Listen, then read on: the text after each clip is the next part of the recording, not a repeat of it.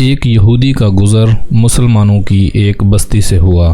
اس کے دل میں ایک ترکیب آئی کہ کیوں نہ میں انہیں ان کے دین کے تعلق سے ان کے دلوں میں شکوک و شبہات پیدا کروں اور انہیں ان کے علماء سے بدظن کر دوں۔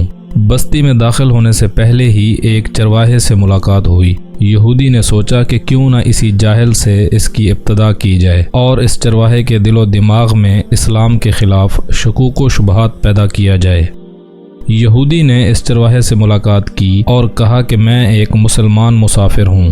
باتوں ہی باتوں میں یہودی کہنے لگا کہ ہم مسلمان قرآن مجید کو یاد کرنے کے لیے کتنی مشقت اٹھاتے ہیں، جبکہ یہ قرآن 30 اجزاء پر مشتمل ہے، لیکن قرآن میں بے شمار آیات متشابہ ہیں جو ایک جیسی ہی ہیں، بار بار دہرانے کی کیا ضرورت ہے؟ اگر متشابہات کو نکال دیا جائے تو قرآن اور بھی مختصر ہو جائے گا اور یاد کرنے میں بہت آسانی بھی ہو جائے گی۔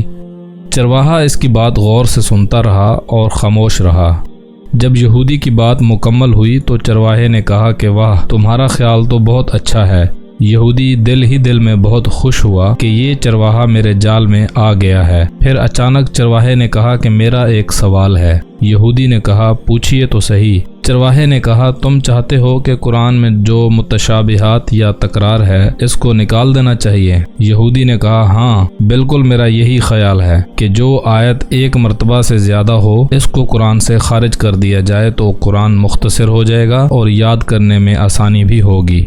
چرواہے نے کہا مجھے ایسا لگتا ہے کہ تمہارے بدن پر بھی بعض اعضاء ایک سے زیادہ ہیں جو تکرار پیدا کر رہے ہیں جس کا کوئی فائدہ نہیں ہے۔ کیوں نہ تمہارے 2 ہاتھوں میں سے ایک ہاتھ کو کاٹ دیا جائے، 2 پیروں میں سے ایک پیر ہی رکھا جائے، اس لیے کہ یہ تکرار ہے۔